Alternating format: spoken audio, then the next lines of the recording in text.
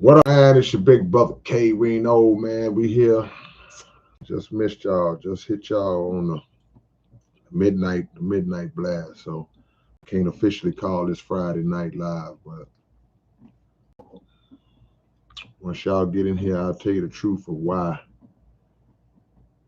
it wasn't Friday night live. Why I didn't uh, become Friday night live. How did it become Saturday morning live? See, I can't even talk. Can't even talk. But the reason why is because I dozed off, fell asleep, a little tighter than I thought I was, a little more tired than I thought I was. I'm trying to speak a little more grammatically correct. Sometimes my ghettoism takes over in my language, in my speech, and I try to be more not articulate, but more grammatically correct, if you will. So if I catch myself and I say something out of pocket like tighter, try to fix it up. Just me trying to work on little stuff about myself. Y'all don't worry about it. Y'all do what you do. I'm saying for me. All right, man, it's an open topic. The rules are as follow. We will be respectful and speak with maturity. Ask me what you want to ask. If I know the answer, I'll answer. If I don't, I'll say I don't. And I'll try to get the answer. But I'm never gonna act like I know something that I don't. Um, the only entry fee I ask is that y'all click the thumbs up when you come in. That's it. And if y'all would be gracious enough to do that for your big brother, then we can get it on, man. Y'all have any questions? A lot going on, a lot of things in the pipeline that we got coming. So it's an exciting time. It's an exciting time. People are like, oh man, K-Rino ain't putting no album out. He ain't putting no album out. Tired of waiting on this album. They ain't gonna put that album out for. But it's an exciting time. We getting there. We'll probably be taking orders real soon. So that's where we at, man. Okay. Let's get it on, man. Open topic for y'all tonight. Open topic for y'all tonight, man. Let me see what we got. I'm gonna try my best. Well, I ain't gonna say I'm gonna try my best. I'm not gonna hold y'all for long. I'm gonna do my best to not hold y'all too long tonight. But we're gonna try to get it. It won't be long, but it will be strong. Let's get it on. All right. Going down the line. See, my brother Josiah's in the building, man. Just got through chopping it up with him. Just got through chopping it up with Lester Smith on Facebook, and we're here, man. Deeper Elevation says, "Did you see the gentleman that is apparently starting up the Black Panthers? Do you believe this is legit, or is he not?" What do you mean? You say he's starting up the Black Panthers? Because you know that there's been a new Black Panther Party for the longest. There's been a new Black Panther Party for the longest. So I don't know. Maybe I don't know who you're talking about. You'll probably have to give me some more intel on that. You know what I'm saying? So, but no, I don't know nothing about that unless you're talking about somebody that I may already be familiar with. Where's he from? Where's he from? Global Roots says K, in a steady place again as usual. Thanks again for all your help with this around 6 months ago. Man, God is great. Whatever it is, man, God is great, man. That's all I can say. Whatever I might have said, it wasn't me. If I said something good that helped you, it wasn't me. Give all the praise to God. But I'm glad that whatever it is, you all right, man. Blessings to you. All right, y'all. Ruben is in the building. Rubin, is it Ruben or Rubin? Yeah.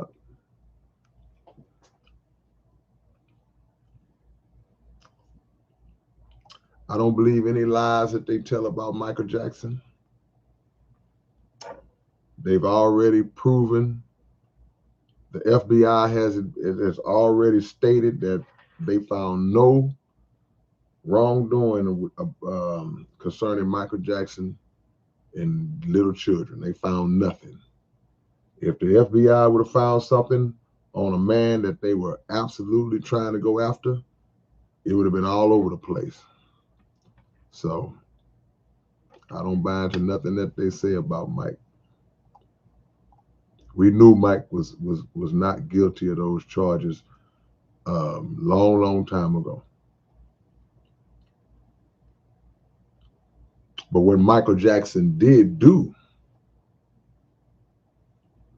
tell y'all what Michael Jackson did. He started to expose the evils of the music industry. And when you that powerful, when you that big, when you that famous, when you that influential, and you start to speak out against the people who run this industry, and you start to tell the fans and other artists how this industry is being run and who is being run by and what they're doing, the dirty practices that they're carrying out against the artists,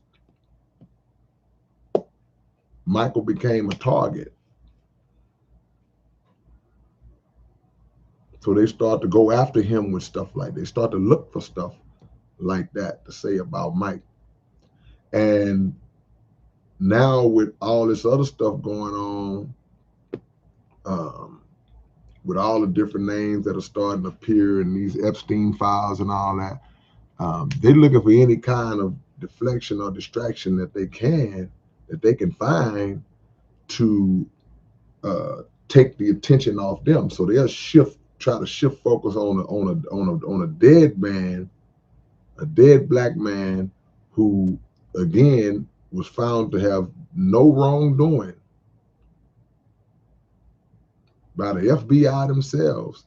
They're trying to do anything to make people shift back, but those tactics are so dry and played out. Yeah.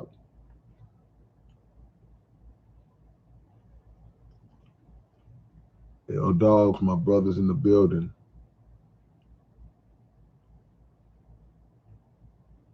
Marisa 420, now you right on time. Grandmaster. Oh, okay, my bad, Deep. You talking about Grandmaster Rodimus? Shout out to Grandmaster Rodimus. Yeah, I don't even know who you're talking about. Though. What's his name? Give me a name, because like I say, there have been some new Black Panther parties. We have one right here in Houston.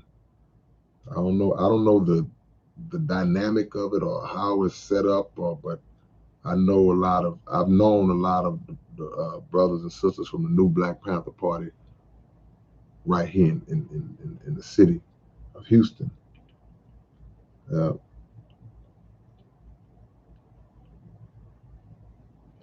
Best local agent, I appreciate that. You mean the one with Booker T?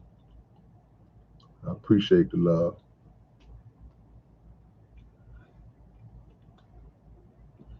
Karen Aller, is it Aller? I appreciate that, Karen.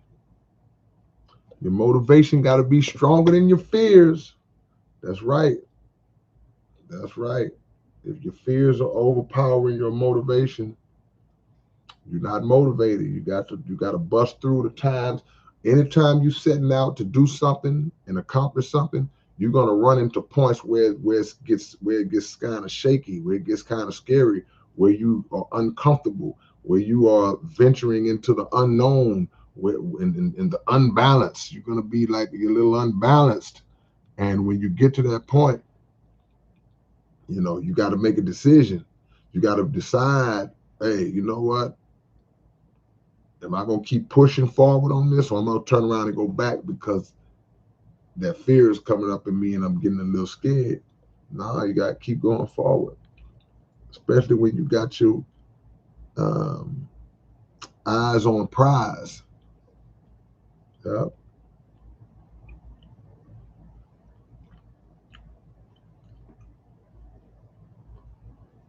Thank you. I'm glad.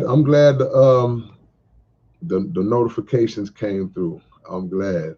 I can't say that that's the case for everybody. I guess all of y'all, I would assume that all of y'all who pop right in are getting the motivations. I would assume that. But I know that's not the case with 99% of the rest of my subscribers on this channel. So it is what it is. Dougie Doug, what's up, man, my brother? I appreciate the love, Doug. DJ Rec is in the building. My co-host of the Legends 34 podcast, Legends 34 Sports podcast. Let me make sure we make that perfectly clear. Appreciate the love. Said Annihilation of the Evil Machine comic book is out right now. Order right now. Order right now. Matter of fact, don't even order right now. Go back in time and order yesterday. That's how soon we want you to order the Annihilation of the Evil Machine comic book. If you order like this, a single comic book, it'll come like this. You got the book inside of here, As if you just, your pockets might be a little tight right now. You might I'm just gonna get the book. You might not be able to get the box, but if you want the box, you can get the box. Let me stop before I spin this thing and knock myself upside the head. Because I know if I hit myself in the head with this comic book, I know y'all would laugh. Aaron Mo City Don, I appreciate the donation as well, my brother. Says thanks for your Illuminati knowledge in your music over 15 years ago. Oh man, once again, all praise is due to Allah. I'm assuming you're talking about Grand Deception. So we're talking about a song that everything in that song that I spoke of came from what I learned from the teachings of the Honorable Elijah Muhammad. So once again, it wasn't me. I can't take no credit, man. I'm just glad that song has been blessed by God to have an impact on a lot of people and hopefully have assisted in waking a lot of people up and starting them on their journey of knowledge. Yeah.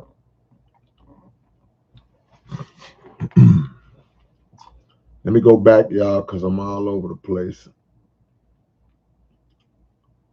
I'm all over the place. Marissa 420, up from Australia. I grew up to your music and the imaginative journey those lyrics make. Thank you, man. May the Lord keep you alive for as long as we can. Keep you. Same to you, my brother. Blessings. All praise is due to Allah. Hey, man.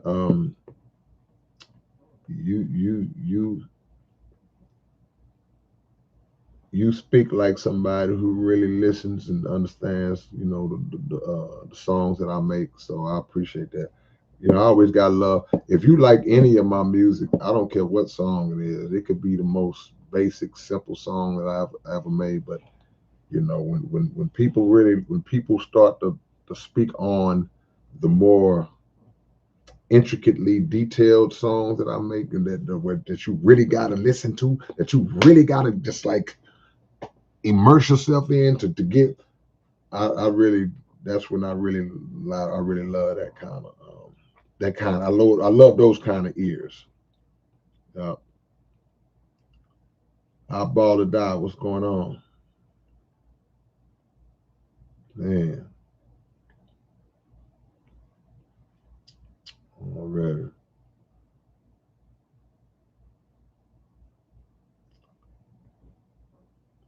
J. Eric Tendon. What happened to the babies that the Mexicans kidnapped? I don't know what you're talking about. Don't know what you're talking about.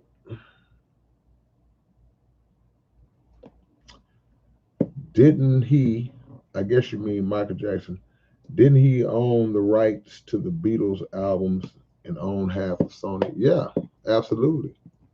He owned the publishing to a big chunk of a lot of major artists to come through the history of the music industry, and that was another issue that they had a problem with as it relates to Mike, that he owned so much of the industry. See, he was teaching upcoming artists how to have real power in this music industry. See,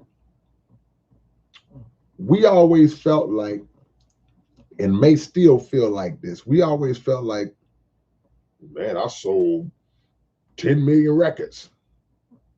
I got power. Nah, you got popularity. You got a little influence on the culture and on the music. You got motion in terms of being able to put yourselves in position to maybe make a little money, but you don't have power without ownership. See, and that's something that the music industry heads, they knew from day one. They knew that power is in the ownership. Power is in the control of the music, and power is in the ability to dictate what's heard, what comes out, who hears it, who plays it. See, Michael, Prince, Sam Cooke, ironically, these are the guys who all came into this knowledge at some point and started to uh, institute it, and all seem to die under strange circumstances. So, yeah, those who are in power now, those who own all of the labels, those who own all of the movie production companies, all of these people, they sit and they watch.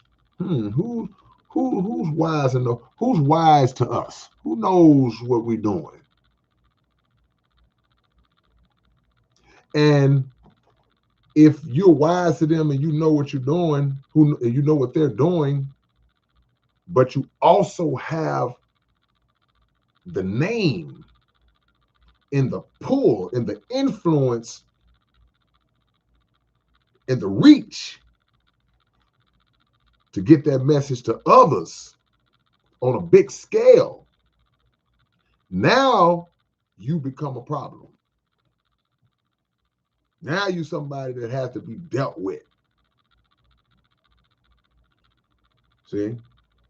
Because they don't want nobody barging in and interfering and intervening on their control. They don't want nobody plucking slaves off their plantation. You don't get to come on the slave master's plantation and start educating their slaves. And the music business is an industry, is an entity that is strongly in need of education for the artists, because what we do And I say this all the time. We come in so blind. We come in so hot. We come in just happy to be in it. I'm just so glad to be on the stage. I'm just so glad to show everybody I got an album out. Look, listen to my album, listen to my song. And that's cool for a minute. It's cool for a minute till you look at your pocket and ain't no money up in it. Yep.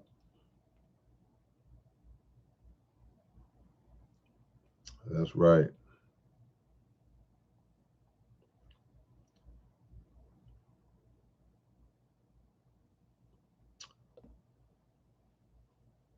See Ali, I see you.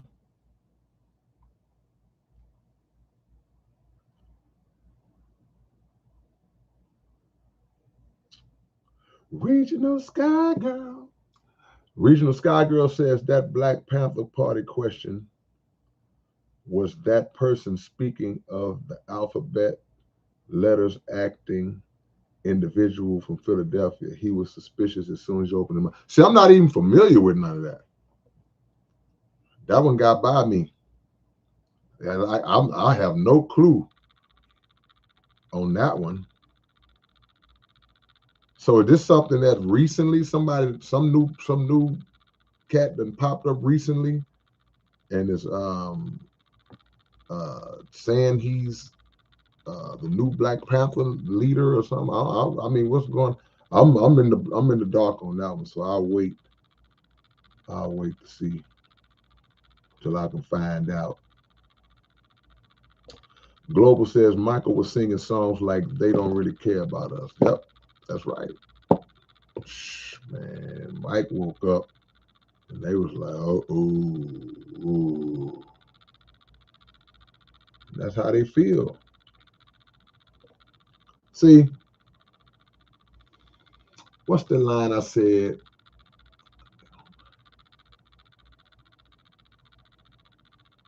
I said the line, I said, they don't mind you being famous until you start speaking God language. Now you're dangerous. See, as long as you a harmless, fun, innocent little artist, we just having fun and singing and dancing and frolicking around, and they don't care. You make them throw you little crumbs here now. But when you start using that art, when you start using that platform you got to tear down this world, their world, they don't like that. They don't like that.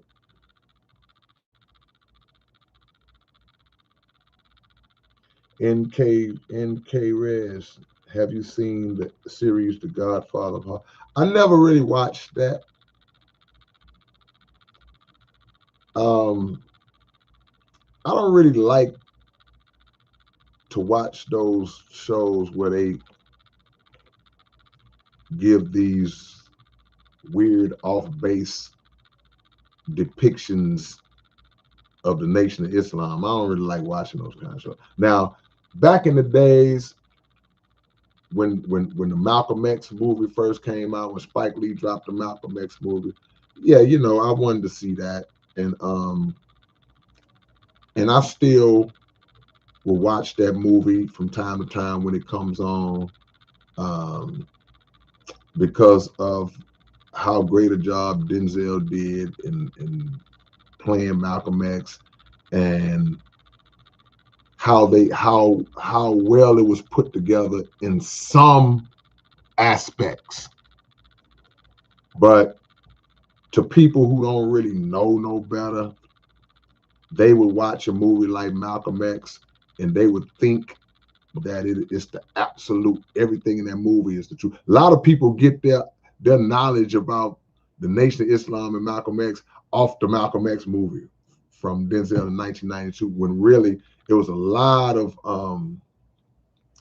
I guess you say, falsehoods or discrepancies from the truth that were in that movie, and whether they were done on purpose or whether they were done just lack of really knowing, I don't know.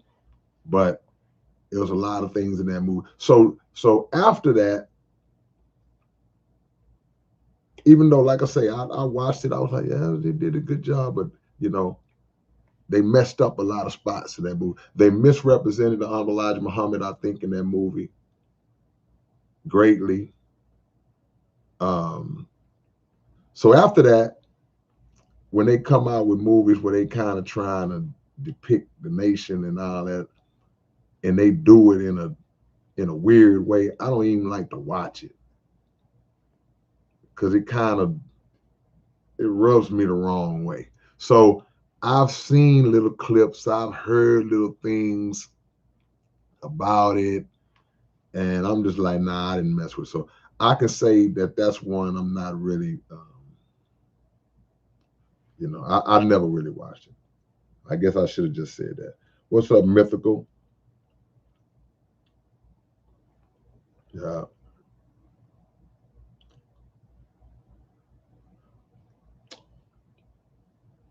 I don't know who Miss Crockett is, Lady Trill. I don't know who that is.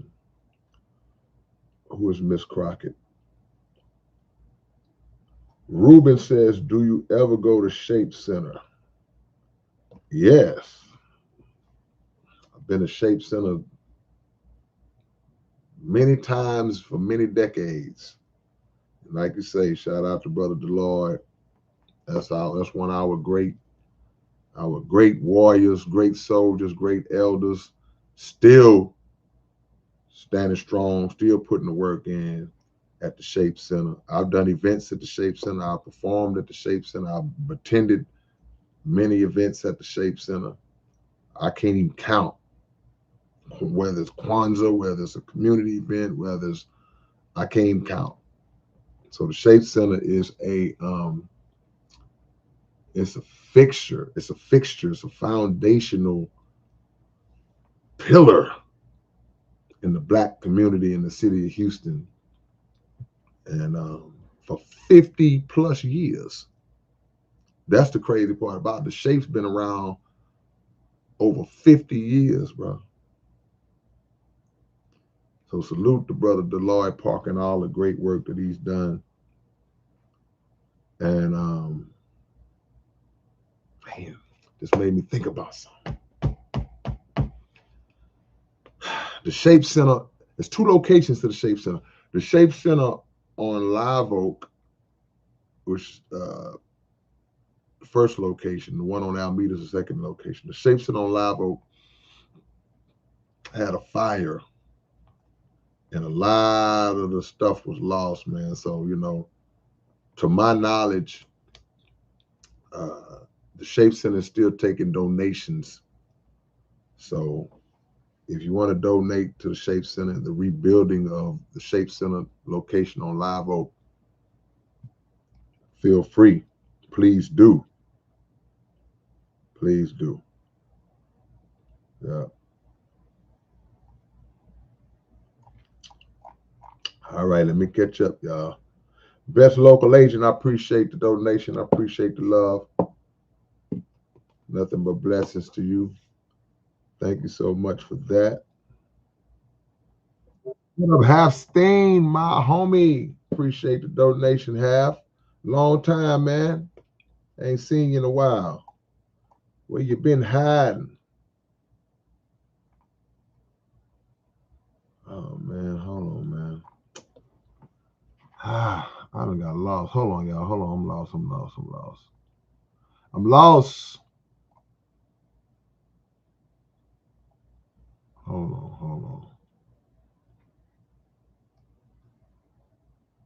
Hold on, y'all. I'll be trying to make sure I don't miss a lot of the comments. What up, Josh Hill? Jesse P is in the building. See, look, I didn't see none of this. I didn't see none of this, y'all. Mythical says one of the biggest things holding us back is ourselves. Just imagine if everyone faced themselves. This world would be a way better place because people will love themselves to not be envious. Yeah, I mean, that's it in a nutshell.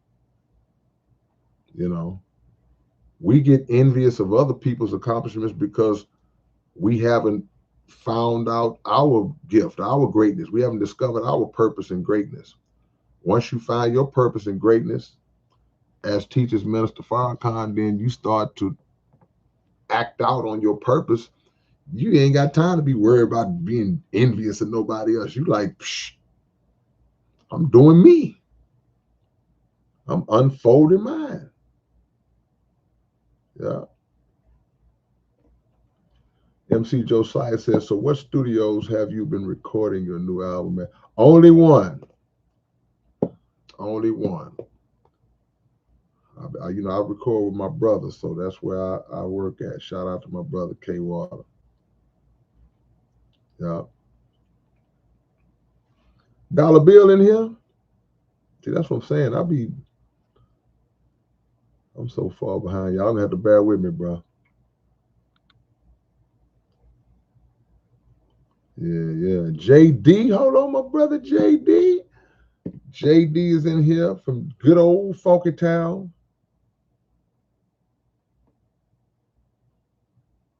Is that Mad on Kemet? Yeah.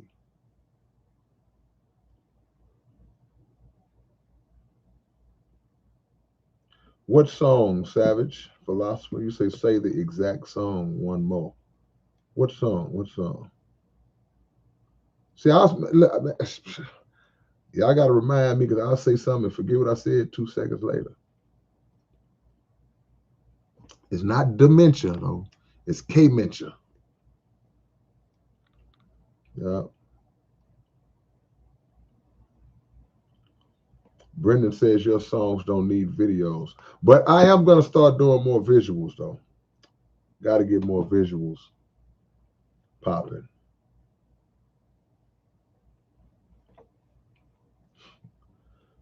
NK Red says, do you think it was right for them to kick Malcolm X out of the Nation of Islam?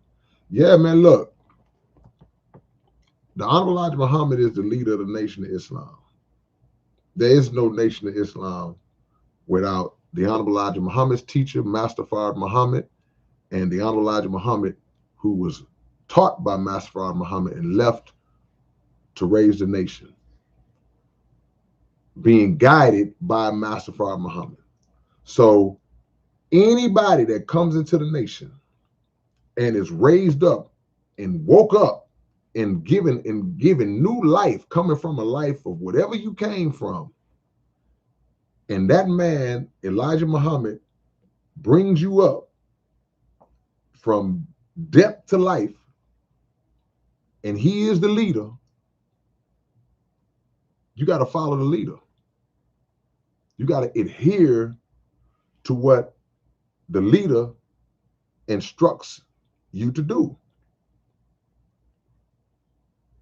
And we love and respect Malcolm, but Malcolm didn't, he went against what the leader told him to do. So he was silenced for a time, and then he decided to just go off on his own.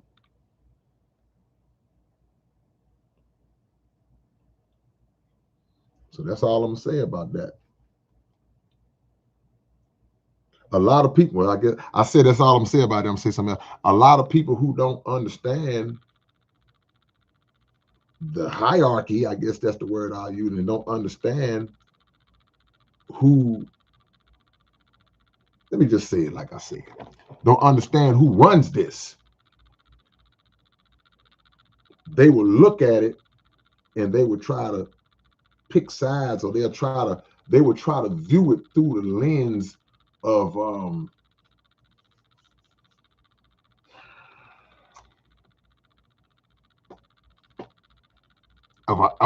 niggerism. Try not to say that. So they'll view it through a lens of like, oh man, no man, it's wrong, because you viewing it from the lens of how you view gossiping little situations in the hood, situations, rifts in your family. This ain't that. This is a divine creation, and the man that is put in place to lead it is a divine man. So if somebody comes in and they don't rock with the rules that are laid by the divine man, then this is what it is. But when somebody attains a level of popularity, attains a level of status, even if it's under the umbrella of somebody else, sometimes, respectfully, sometimes that ascension in status, it can go to your head. But any opportunities that I get to uplift the Honorable Elijah Muhammad, me just being a regular dude, I'm gonna do it. Because anybody who understands that history, just a little bit of understanding, knows that, wait a minute, if you keep it real, if you keep it a billion,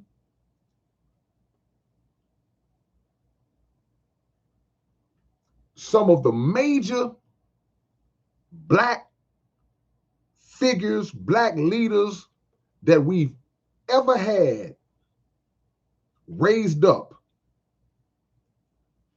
over here in North America and became world figures who the world is still influenced by to this day. They were birthed through the Honorable Elijah Muhammad. And can't nobody prove that wrong. So Malcolm didn't make himself. And I ain't shooting no slug, I'm just telling the truth. Malcolm didn't make himself. So anybody, I don't knock nobody who got love for Malcolm. That's cool, because I got love for Malcolm. Malcolm was a bad dude. But when you try to shoot down the Honorable Elijah Muhammad to exalt Malcolm over him, and then you try to put the niggerism in it, you don't understand. You wouldn't even have a Malcolm if it wasn't for the Honorable Elijah Muhammad. All the people who say, well, man, you know, Muhammad Ali, he left the nation, he found real Islam, he went to the Orthodoxy.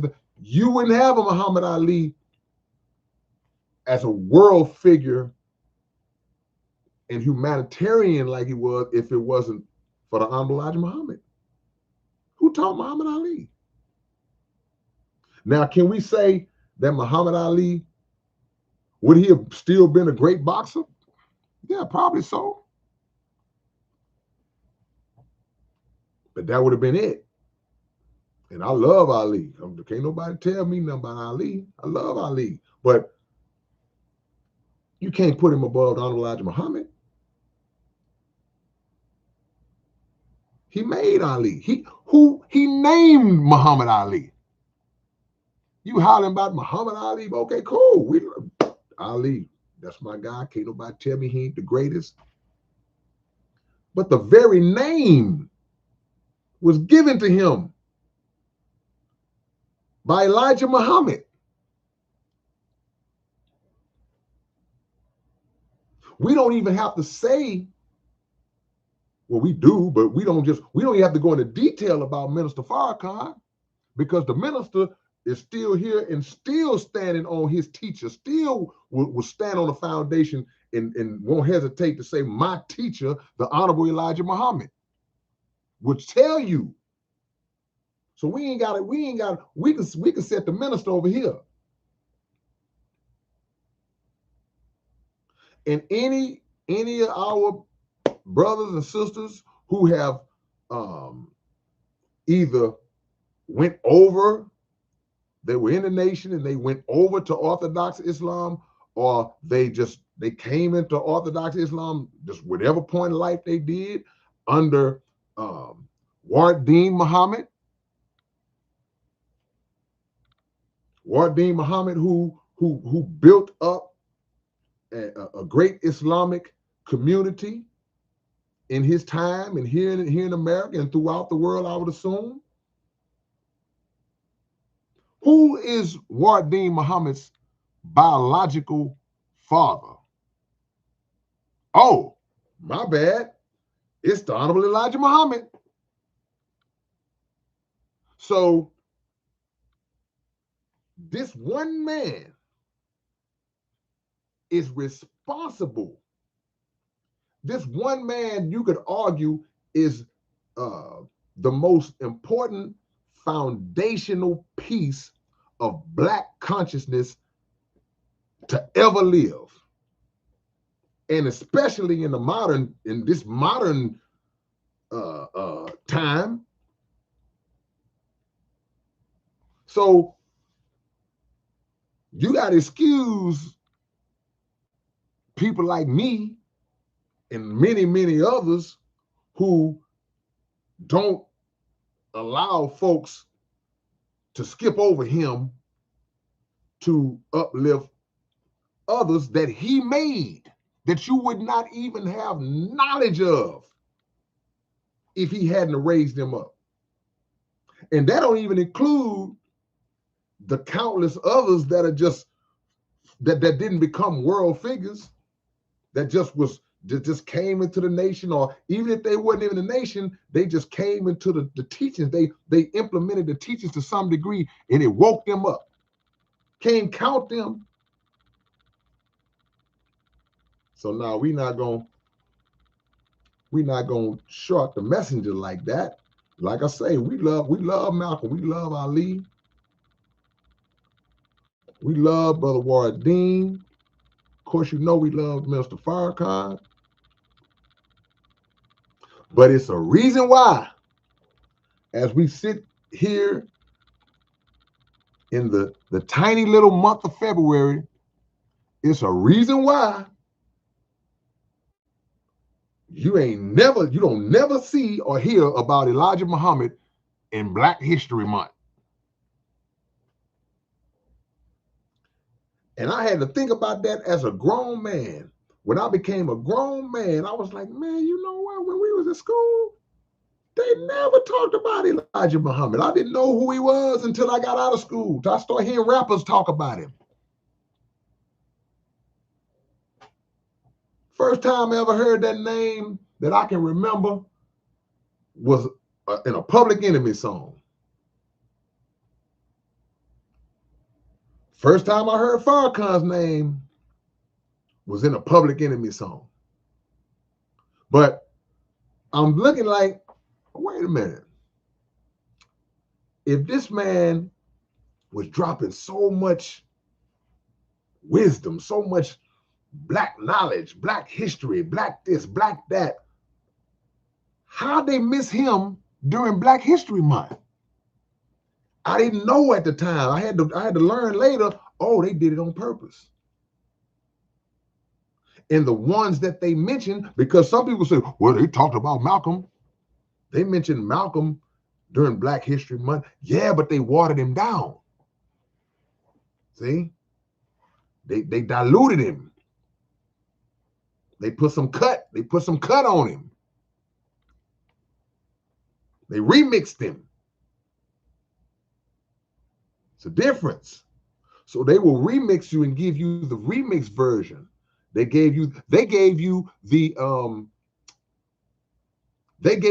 version of Dr. Martin Luther King, because he's like the face of Black History Month. They gave you the version of him that existed prior to his transformation of the mind, which not coincidentally started to happen after he had a meeting with the Honorable Elijah Muhammad. See, the average person don't know that. People that know.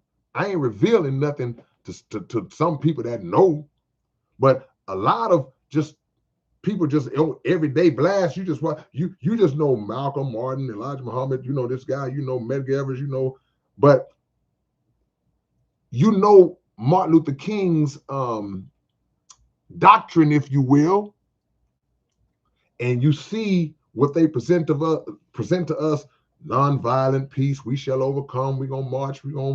I have a dream. You get all that. They don't tell you he had a meeting with the Honorable Elijah Muhammad.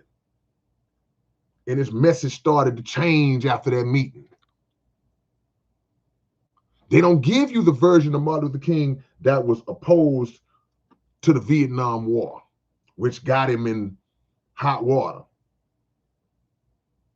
See? They don't even tell you,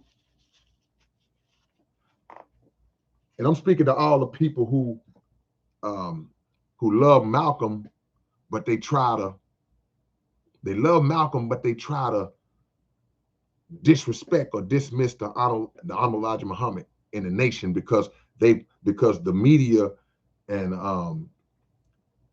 others have put this narrative out there that the nation killed Malcolm. But they don't tell you Malcolm was trying to come back to the nation. They don't tell you that. They conveniently missed that. He was trying to get back. No, he wasn't. Yes, he was. It's a video right here on YouTube of Malcolm's recorded apology. He was apologizing to the Honorable Elijah Muhammad. Put it up. Right here. It's right here. This stuff ain't no excuse to not have some basic knowledge these days. I don't never tell nobody, hey man, go to YouTube for all your scholarly needs. No, but it's stuff on here that'll help you out. You can go right on YouTube and type in Malcolm X apologizes to Elijah Muhammad, and you will hear it. He was trying to come back home. This is after everything that they still try to say today and all of the things he was saying about the messenger and all this different stuff. Nah. But guess who else? Guess who else knew he was trying to come back? The very people who were responsible for the divide and conquer tactic that helped to split them in the first place. That would be your government and the agencies that exist within it. They knew. How they know? Because just like they did any black leaders, they was tapping phones and bugging buildings.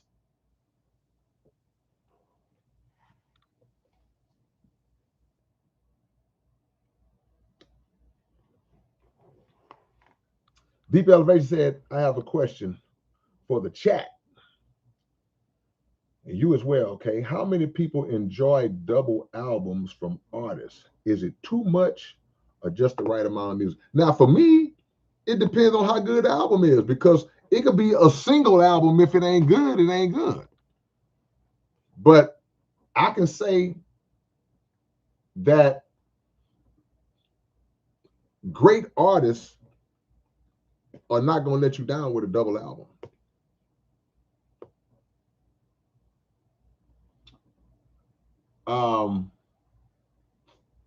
Songs in the Key of Life by Stevie Wonder.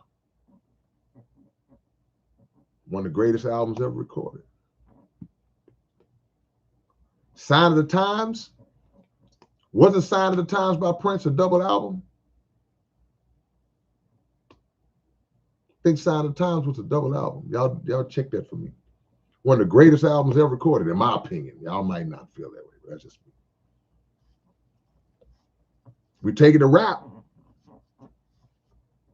What's the album Tupac did, the double album Tupac did? One of the greatest albums ever recorded. And there have been many others that I'm not thinking about right now. I'm just thinking about the ones that I think of off the top of my head. If the music is great. See, most of the time when a rapper does a double album, it comes from a place of extreme inspiration because you got so much. I can't just put out one. I got a lot. I got to get all this out at one time. So most times, if it's a great enough artist, that double album gonna be nice. It's never too much. See, it's not too much when it's good. Your big brother put out 7 at one time.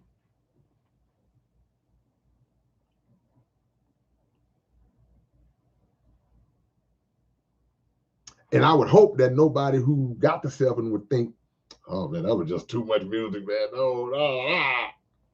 Hey man, y'all click the like button, man. A lot of y'all have not clicked the thumbs up. If you're in here right now, y'all ain't click the thumbs up. Y'all please do that for your big brother. Please, please, please. Hit the thumbs up for your big brother. Thank you to the one person that did it. I appreciate you. Yeah. Grandmaster says, I am not in any state of mind to give anybody any more chances in life. If that makes me a bad person, cool, I'll wear that. Man, where that come from?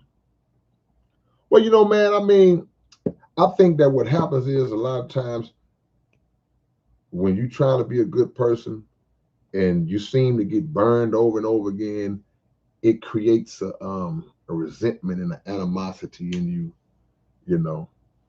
But and it's all right to give people chances, but chances have a cutoff. At some point you got to be like, that's it. For particular people, you know, because the pattern of behavior doesn't change. So I get it, but don't let other people's ways, don't let it make you bitter in life in general. Now, I ain't saying just keep on being, you know, a dummy, but everybody else should come in with a clean slate, a watchful eye, but a clean slate.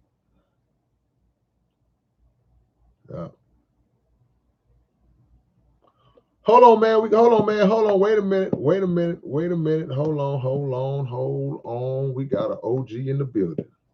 I've been running my mouth, and we got an OG. Say, man, y'all give me an OG salute for the one and only Hard Job, man. We need an OG salute, man. We got a Hard Job up in this thing, man. OG salute. This is something we do in this chat, Job. Anybody that any of the soldiers, the legends, the OGs that come into the building, we pay homage and we show love by saluting our brothers or sisters that come through, man. Boots on the ground.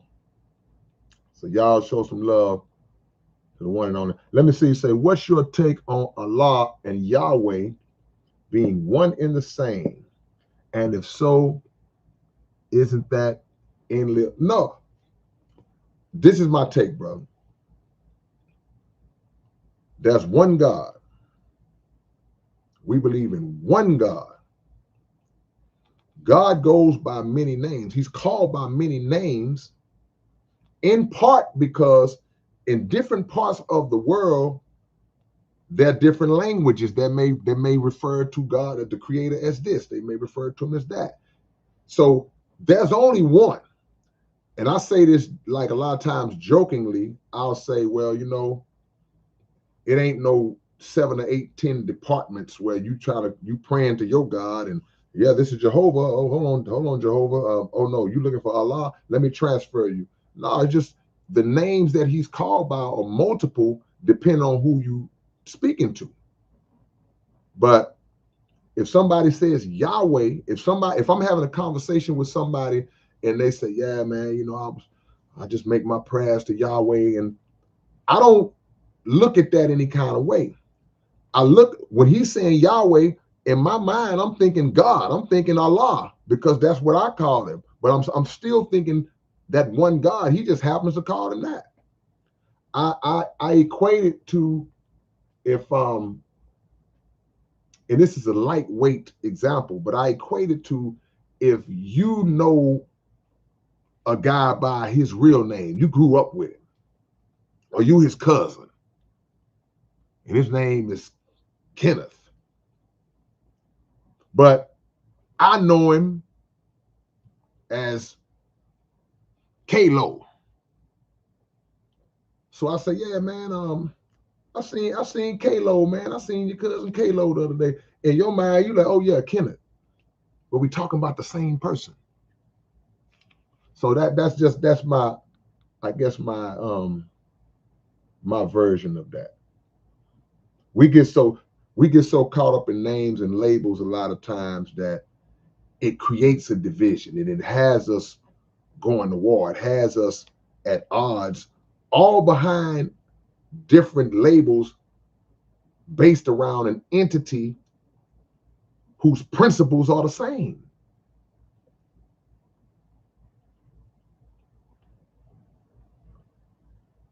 Man, got a hard job up in here, man. Y'all can't tell me nothing now.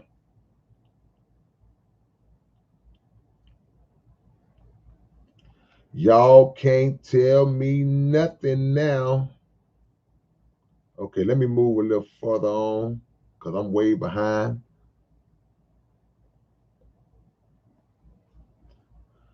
Matty Boy says, why don't they view you as a problem? Talk about me with all your knowledge. First of all, it ain't my knowledge.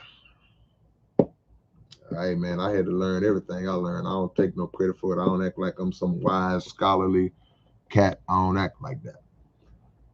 But to answer your question, I don't know what they view me as or what they don't view me as. A lot of people will say that I've been suppressed. See, here's the thing. You have some people who are able to escape and make it to the surface. And once they make it to the surface and they start to spread, then they'll get converged on and suppressed, or it will be attempted upon them to be suppressed because, oh man, he got out there. We missed that one. Or he started this way and then he changed his message to start teaching. And so now we gotta simmer him down. But then you have others who will come up and they'll recognize them on the come up and they'll block them before they even get there. They'll make sure, like, oh no, we can't let that one get out, because if that one get out, he gonna really mess the game up, right? So you got people like that. Then you got the one that sneak in and get out there, and it's like, boom, especially with social media. So I can't say that they view me as a problem. I don't know how they view me or not view me. Because one thing I also know is that part of an individual's rise is based on their own levels of work ethic as well. So I never look at what somebody else is keeping me from.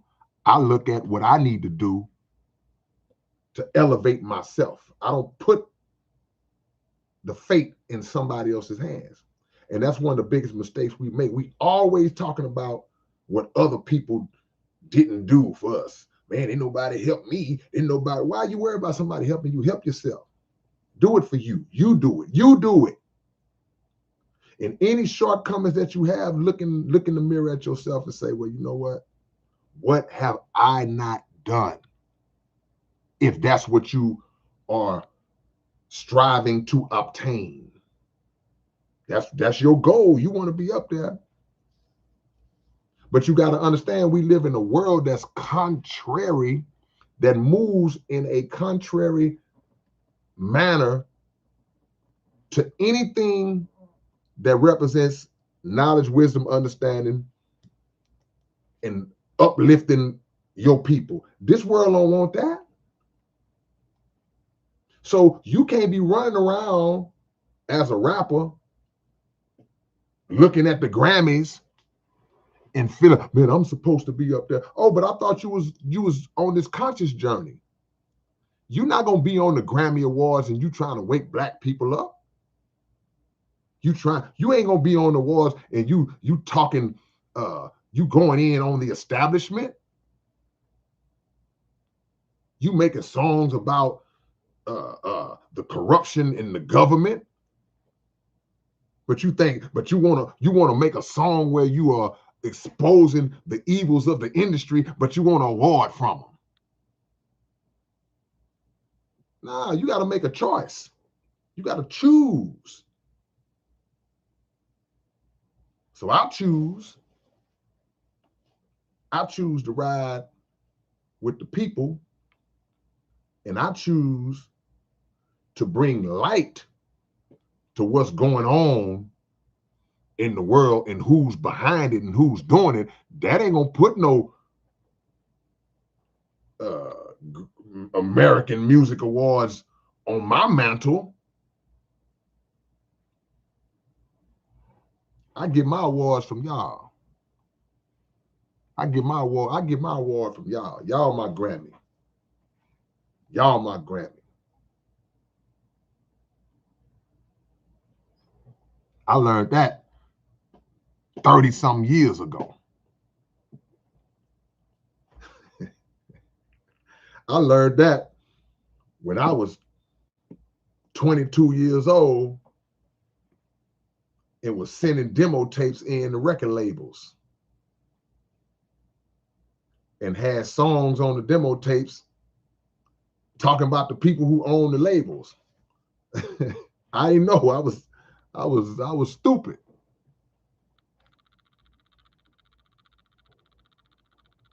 Is that Black Flip Nick? Says, I'm special ed, but I'm not drooling, mentally handicapped. I add, I don't subtract. Blessings to you, man.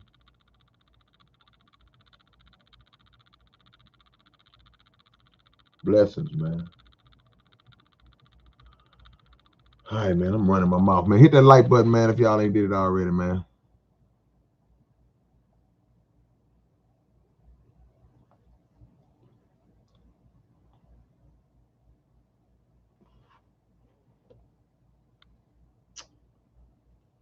I'm catching up, y'all. I'm catching up. I'm catching up. Through the darkness.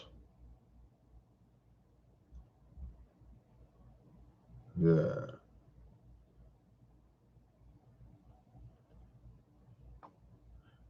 Diego says the new Black Panther Party question is about that group you're thinking of. They got a new light-skinned leader, and he's been going viral from saying some crazy stuff. I ain't know nothing about it.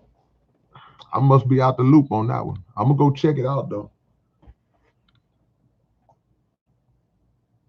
But I'm gonna keep my mouth shut. I don't, you know, I don't talk about stuff I don't know about, man.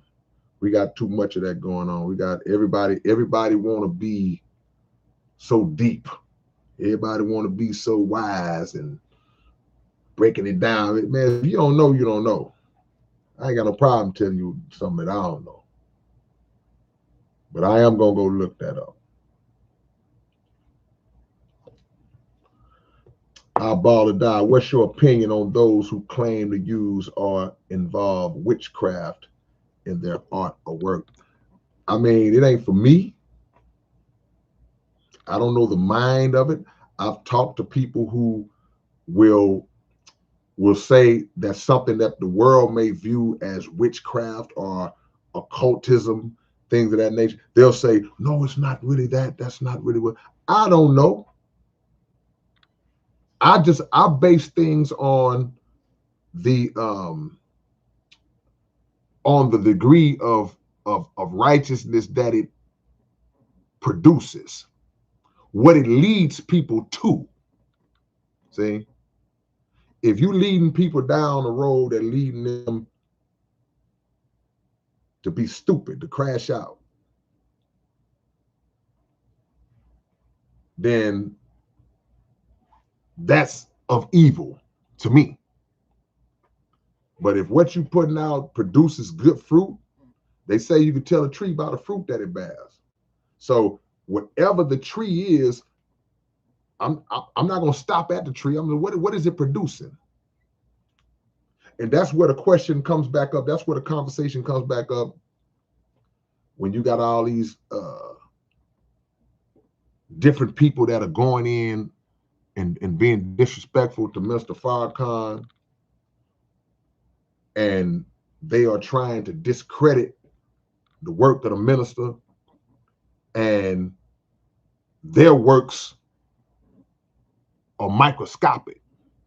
See, you look foolish disrespecting a person's works whose works are like this, and yours are like this, or non-existent.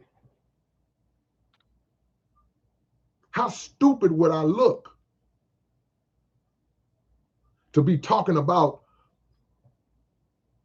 a real estate mogul who has property and buildings and land all over the world, and I'm telling him what's wrong with how he get down, and I don't own a blade of grass? So what that reveals that a person who moves like that, who speaks like that, that's an envious person. You're displaying an envious spirit because you look ridiculous to talk about a man who's been producing for 60 or 70 years.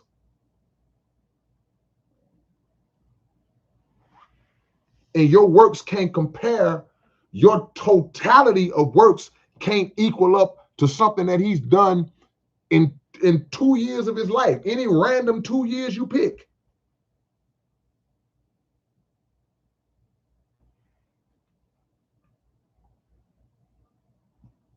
I want to tell y'all the story, but I ain't gonna do it. I ain't gonna do it. I know what you're thinking. Well, why you bring it up? My bad.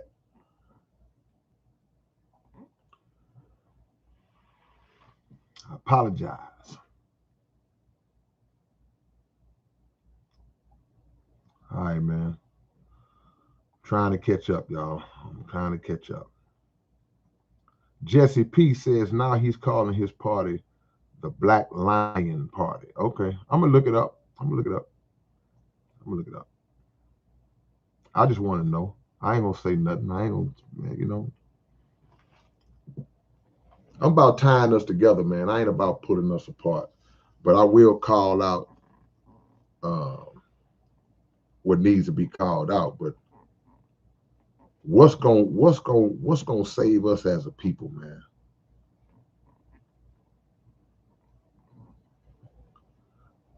Azazel is in the building. Good to see you, man. Out there in New York City.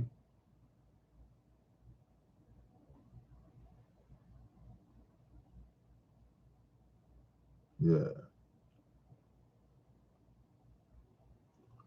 Jarix says, I remember when brothers had to be pulled off the streets after that movie.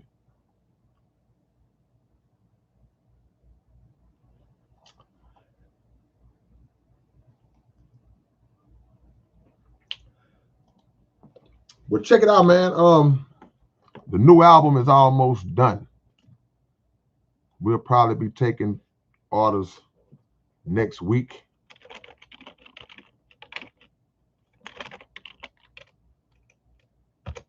That's the title of the new album. If you know, you know. If you know, you know. If you don't, you're going to learn. Miss Lady Sample says, I like when people produce, but not when it hurts people or when they own everything and are just making a game / hard life of it for the common people. Well, you just described the elite in a nutshell. And it's not that they necessarily produce, they just live, they get wealthy on the backs of the poor. That's how this country operates. That's how this world operates.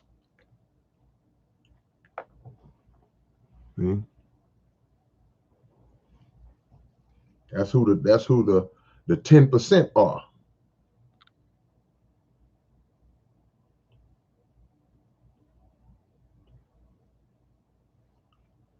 Dollar bill. We got the homie Tragic. We got the homie Tragic in the building. Yeah, Tragic says buy the physical copies. That's what it's about. Yeah, you can stream it too, but make sure y'all get the physical copies of my album. I haven't went on a streaming rant in a long time. If you're just coming in, click the like button. Let's get to 100 likes real quick, y'all. I haven't been on a streaming rant in a long time, and I'm not going to do it tonight, but y'all know, y'all already been in here, so y'all know what it is. You got the OG Hard Job in here. Hard Job says, when I'm violated as a man, I pray to the God of war. When I'm violated as a rapper, I choose beef. What's your take on that? Well, to the first part of your statement, yeah, when somebody violates you, when you have a right to defend yourself. We always been taught, turn the other cheek, love your enemy.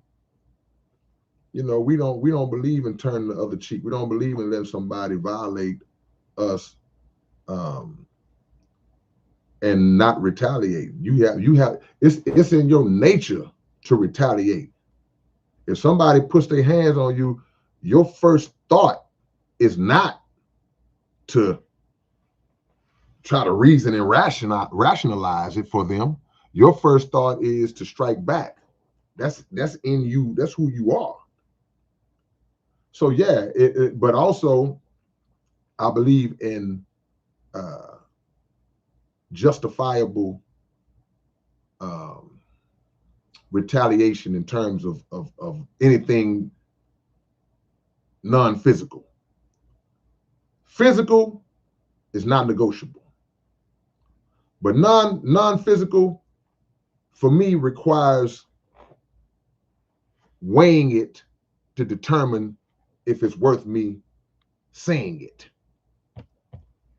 So other people may view that in another way, but I'll give you an example. If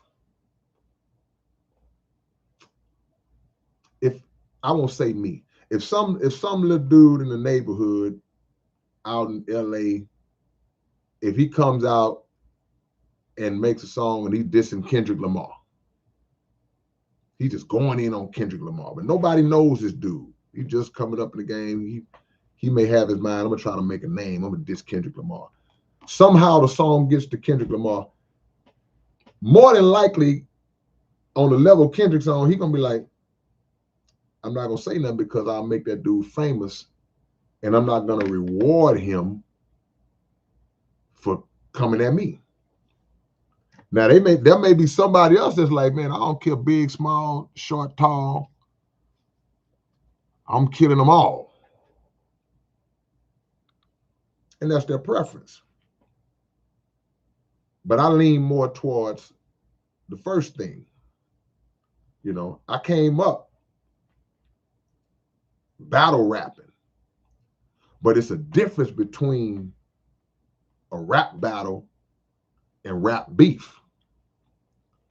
And I stated that on I think on one of our episodes of our podcast a while back. I said rap battling and rap beef is not the same thing. Because I can enter into a rap battle and they could just match me up with somebody that I don't even know. And we just going at it, trying to advance to the next round of a contest. But beef, they got a different kind of seasoning on it because it may or it may not have originated with the rap.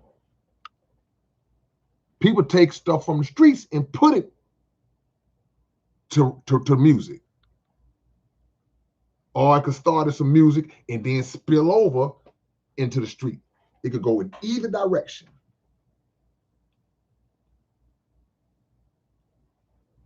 But what I would say to anybody, weigh things in terms of the importance of it on the grand scale. And if it's not something that, for me, gonna move us forward as a people, I ain't touching it. Can't speak for you or any other man or woman, because I don't know what's important to the next man or to the next woman.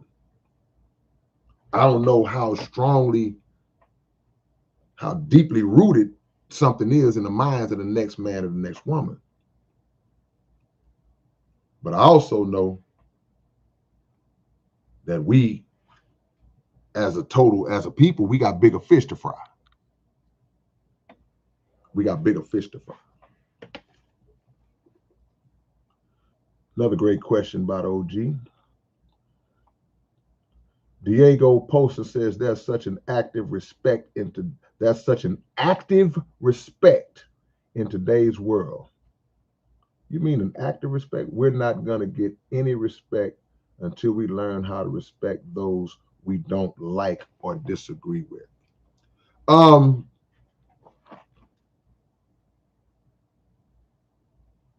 I can respect somebody that I disagree with. I have a lot of people who we are on opposite ends of the spectrum when it comes to whatever certain philosophies and ideologies of life, and we still cool. So I definitely respect them. I just don't agree with them. Somebody might tell me LeBron James better than Jordan. I don't agree with him, but I don't have a lack of respect. Now, somebody I don't like, it all depends on the reason why I don't like you. What did that person do? If an individual has done something that may be so extreme, being the reason why I don't like them, it may be hard for me to respect them. You feel what I'm saying? But if it's somebody I just generally don't like because we may have had an issue about something else and we just bumped heads about something, and I don't like him and he just don't like me, we just don't mesh, but we keep our distance. But I can still look and see, well, we done had our issues, but from a distance, from the outside looking in, the dude is still a family man. He's a good father. He works. He don't bother nobody. He ain't doing nothing crazy out of it. I can respect him.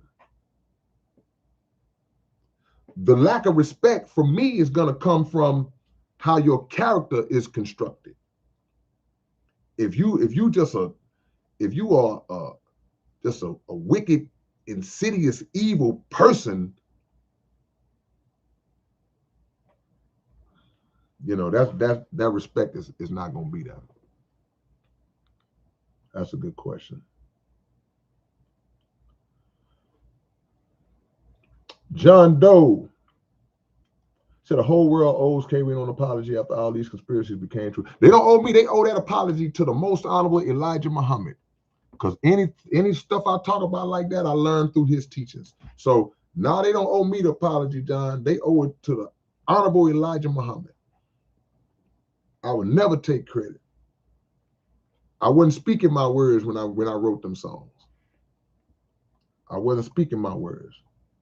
And I wrote those types of songs in what I believe was my attempt to help do my part to spread out the teachings of the Honorable Elijah Muhammad through the gift God gave me. So if I say it, if you've never heard of Elijah Muhammad, then you may make the mistake of giving me the credit for it, when I would rather people say, hey man, how'd you learn all that? Then I can say where I got it from. I'm not gonna never let it stop with me. I appreciate you. E Tizzle, what's going on? You from South Park?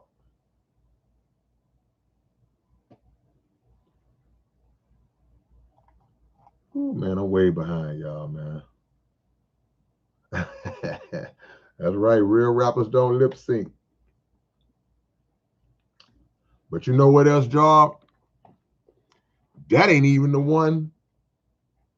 That's not even the one that I get in trouble about. The real rappers don't lip sync. I don't even really get in trouble about that one. You know the one I get in trouble about? I get in trouble when I tell these rappers to quit rapping over their vocals. That's when I get in trouble. That's when they get mad at me, man. That's when they get mad at Big Brother. Because I tell them to quit rapping over them vocals, man. And I tell them out of love, you're going to sound so much better. Is that like I'm Feener? Take that H out my name. Like I'm Feener. Take that H out, man. I ain't got no H in my name. I'm not K-Rino. Even though people called me that all my life. Let's take that H out. But that's the one I get in trouble about, y'all. Whoo. The rappers don't like to hear that. But I gotta tell them I can't hold it. I want you to be great. I want you to sound good. I want them to sound good. See? I want to stand in the audience and listen to you and be like, ooh, yeah, I can hear everything clear. It's a difference. Do y'all know that the first time when I went to Australia to perform, for the first time, y'all click the like button, man. We need 11 more likes to get to 100, and I'll get out y'all way. When I first was getting ready to go to Australia back in the days, and I was talking to the promoter on the phone, we just trying to correspond and put some stuff together, right? And he said, hey, can I ask you a question? I said, yeah. He said, do you rap over your vocals? So I got mad. I said, no, hey man, I don't do that, man. No. I started like going in. He said, no. I was asking, he said, I'm glad you said that. I was asking because if you come over here and do a concert, if you rap over your vocals, they're gonna boo you off the stage. And I was like, oh, wow. Because in other parts of the world and in different parts of the country too, they want to see the true definition of a live performance. They want to see if the same way they heard you on the record, they want to see if you can spit it like that in real life. Because they paid money to see you perform live. And if the vocals on there, yeah, you still performing live, you still saying it. We can hear your voice and the track playing. But trust your big brother. It'll sound so much better if you take them vocals off. I tell people all the time, hey man, if your win ain't up, start working out. I get tired too. Leave your ad libs on there. Leave your ad libs on there. Leave your hooks on there. That's cool. I ain't got a problem with that. But for the most part, we got to hear you. I hate when I get caught up. Look, we've been doing our South Park Coalition songs from the South Park Coalition album, and we do the album. We get the show set, and Blank them got the vocals on there. I'll be like, so now I'm caught up doing it.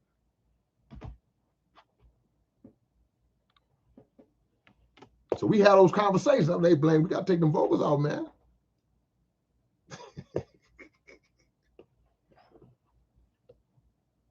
But it's all love, you know. Friction, get the clothes clean.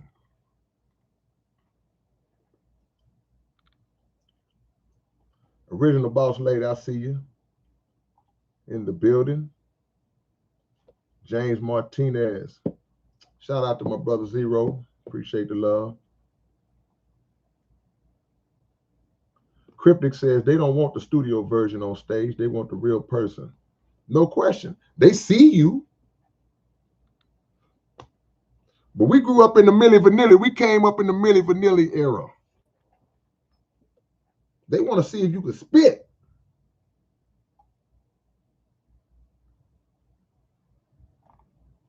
You're going to mess up sometime. I mess up sometime. It happens, man. Hey, man. People like to see you be real. They like to see you in your human element. We need 8 more likes, man. We need 8 more likes.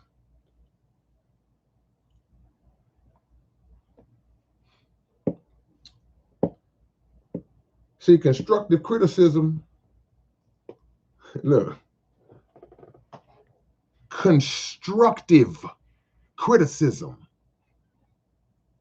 is not something that people should be offended by. It's constructive. If you pass by a site where people are working, they say, who is that? That's a construction crew. What are they doing? They're building something. So if somebody gives me or you true constructive criticism, they are telling us things that are designed to help build us up, to help construct what we're doing into a better, more solid foundation.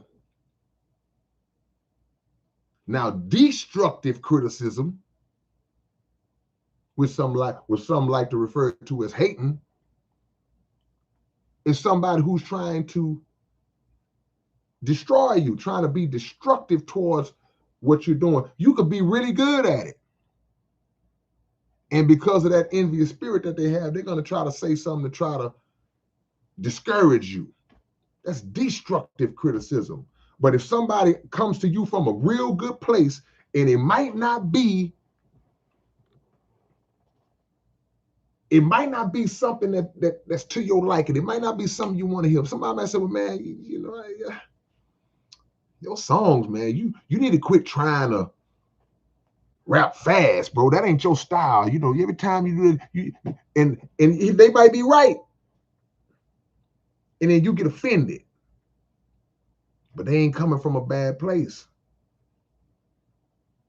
Trying to make you better.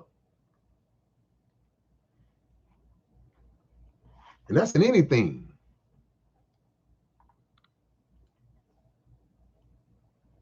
People have this mentality. We are so sensitive as a people. We got this mentality that everything that's said is viewed as an attack. It's a personal attack. Well, it depends on who's saying it. You have to know who you're talking to. If it's somebody that's always been solid with you, always been in your corner,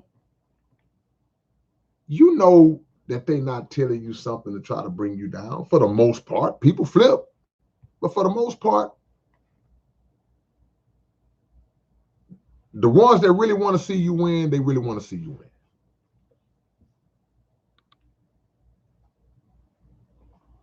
Yeah.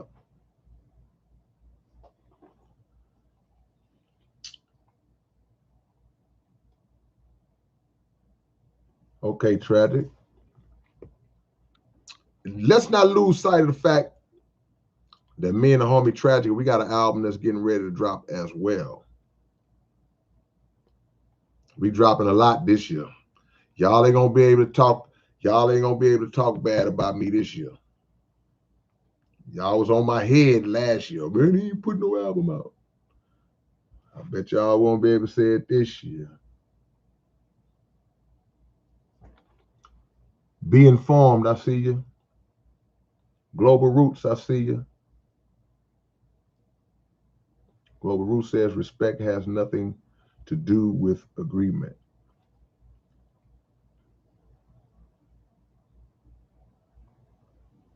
Need 4 more likes, man. I can get out y'all way. 4 more likes. 4 more likes, I get out y'all way. Yup, yup.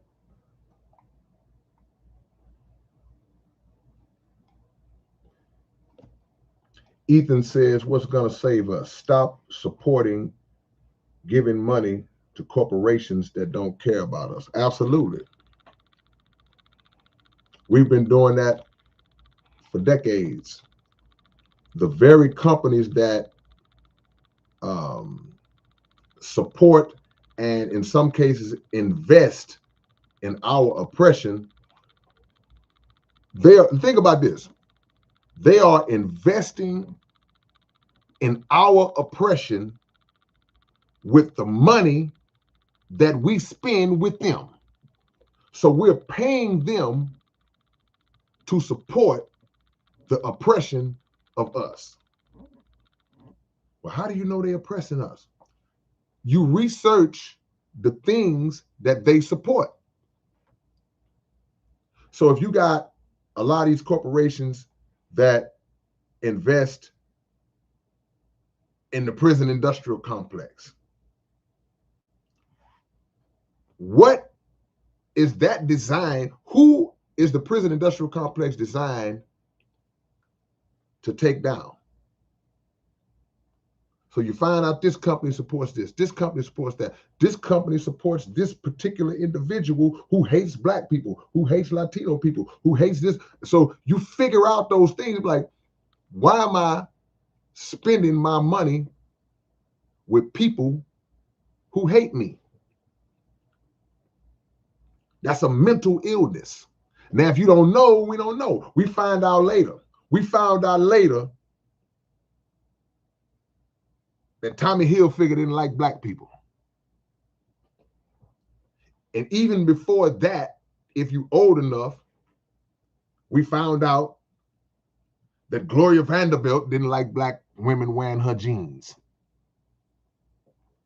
Now, some of y'all a little younger, y'all don't remember Gloria Vanderbilt jeans. They was like the big deal back in the days. But it came out later on that Gloria Vanderbilt didn't like Black women wearing her jeans. They're not designed for the big booties of Black women. That was her thing. She didn't say it like that, but that's basically what she was saying. So we do it with designers, whether it be Gucci, Louis Vuitton. We spend thousands of dollars on people who could care less about you.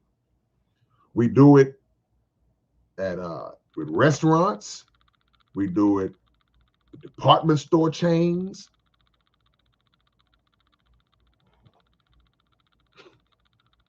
We do it with political figures. We got a mental illness. 2 more likes, man. Walter Wilson, I see you. Man, y'all on that Black Panther dude. Man, everybody talking, man. I gotta go watch this, man, because everybody coming in here talking about the Black Panther dude, and y'all say he's a government plant. I'm gonna go watch him. How did I not catch this? I've never been to Africa, NK Rez. I want to go. Jay Eric says you can't save everybody. Some people are not worth saving. Well, it ain't my place to say who's not worth saving, but I do agree that you can't save everybody. Uh-oh, we done hit the 100 like mark. Okay, there we go. All right, man, drop y'all locations. Let me shout y'all out. Is that Gawain Davis? Every album of yours that I have which is almost all of them. I own a physical copy. Man, salute to you, man. Come on, man. Don't stop buying physicals, man. Don't let them do that. While y'all are dropping y'all locations, I'm gonna shout all y'all out. Look, I just put my email down in the thing. If you want to be contacted when it's time to pre-order the album, send me an email right now because it's coming. We round the corner. We round the corner.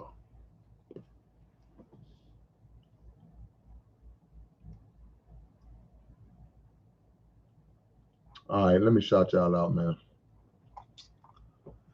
Get out y'all way.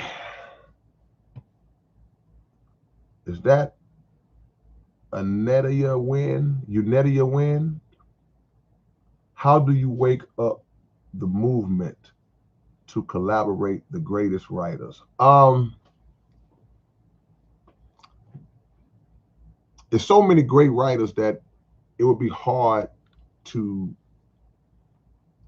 get everybody at the same time. It would have to be done in sections with everybody a part of the same mind in terms of like, okay, we're going to make this particular song about blah, blah, blah. Let me use old school reference. Remember the song Self-Destruction? Back in the days, they had the song Self-Destruction. And they had all of the top rappers of that time. They were on this one song called Self-Destruction. Now, the name of the movement that was behind the self-destruction with KRS-One and all, it was really the Stop the Violence movement, right? But under the umbrella of the Stop the Violence movement, they made a song called Self-Destruction. Now, what if it was a self-destruction like they did on the East Coast, and then down south they had a self-destruction? Now, the West Coast did it where we all in the same gang, but what if that was a self-destruction? What if it was all under one movement? So it would be a unified effort, but just different people, different pockets of people under the same cause. So that would be the way I would envision that to happen, and all these different songs, and then you put them all on one album. Put all those songs on one album. Triple C, I see you. Man, much love to DNA, as usual. Azazel says, black people will boycott each other, but not the real enemy. T.I. said, we're going to boycott Gucci for 3 months, but went back to buying it in the spring. We just got to have a self-love where we got to love each other. We got to see our brothers and sisters when we look at another black person. We got to see the God in them. We got to really be committed to it. We can't just be talking. So yeah, the lack of self-love causes us to do that. It also causes us to go to a black-owned restaurant, and if you find one thing wrong with it, you want to make a whole social media post about it. But you keep going to all these other places that you're spending $200 for a steak dinner, and you have no problems if they might not even want you in there. So that's a good Ethan, you ain't got to worry about it.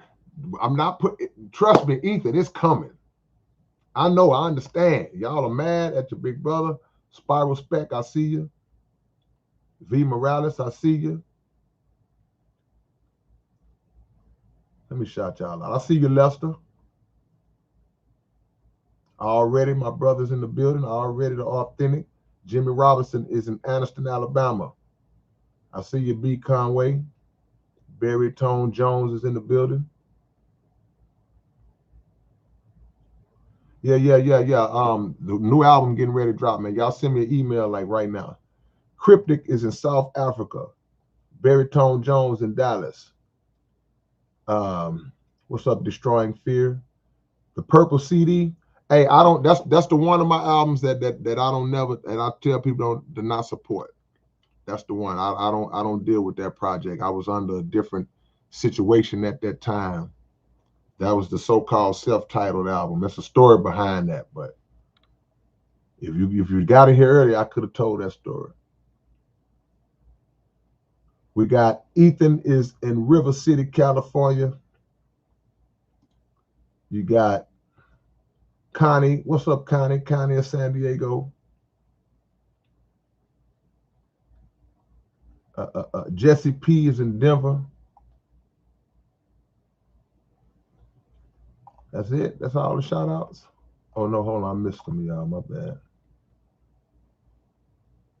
My bad. Azazel in New York City. Miss Lady Sample in northern Wisconsin. Matt Greer in Stephenville. Original Boss Lady in H-Town.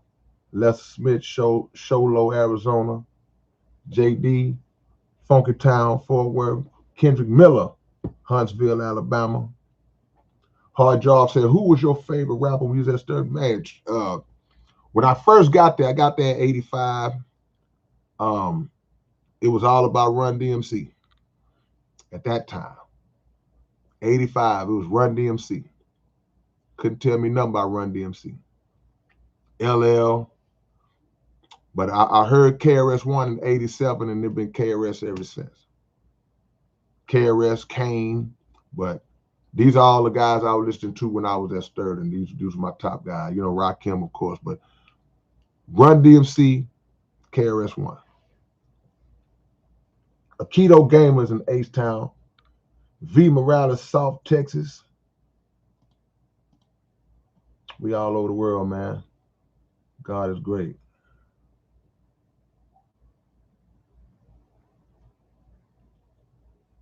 Barry Tone, what's up with that song, man?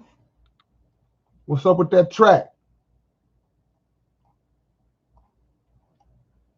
Brian Conway is in Jackson, Mississippi. Gawain Davis, Kansas City. Ethan is Smith River. Real Lady Trill, Warden, Texas.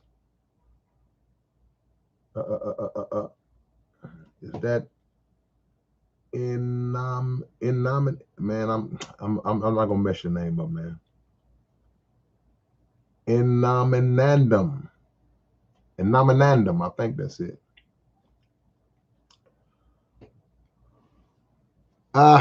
Foundational Black Americans. I hear that term being spread out a lot, man. I just prefer to call us black people. And I know a lot of people don't like that term. There's a lot of black people, man, we ain't black. Brother, we are what the originator of the universe is and what he was in the beginning. We from that same matter. So I don't even put the word American, I don't even attach that to us. But I get it.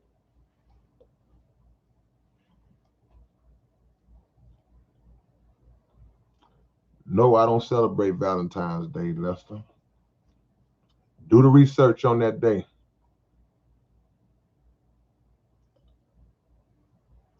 How do you feel about other blacks in the diaspora celebrating Black History Month? I mean, I don't have I don't have a problem with. Look, anything we celebrate for us, man, no matter what part of the world you're in, that's cool. You got to understand, you have a lot of brothers and sisters that are over here that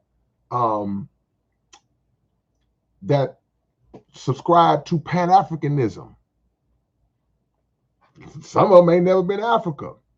So anything that acknowledges any of the accomplishments of black people, if somebody wants to lift that up, I don't care if you in Brazil, I don't care if you in China.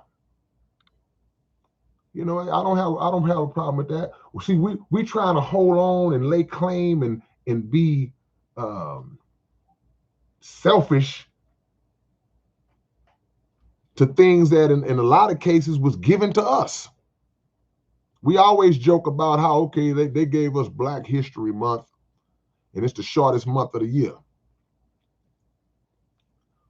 But Black History Month used to be Negro History Week. That's back when we wanted to call ourselves Negroes before we knew that Negro meant dead. It used to be Negro History Week. Then when we started being proud to be Black. And they stretched us, they gave us a month. So then it was Black History Month.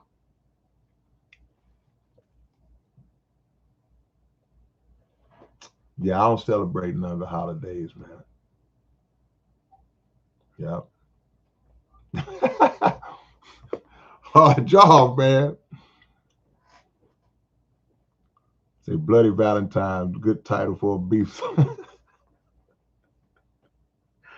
My boy, I want that smoke, man. The Hellraiser, man. Come on, man. Come on, brother.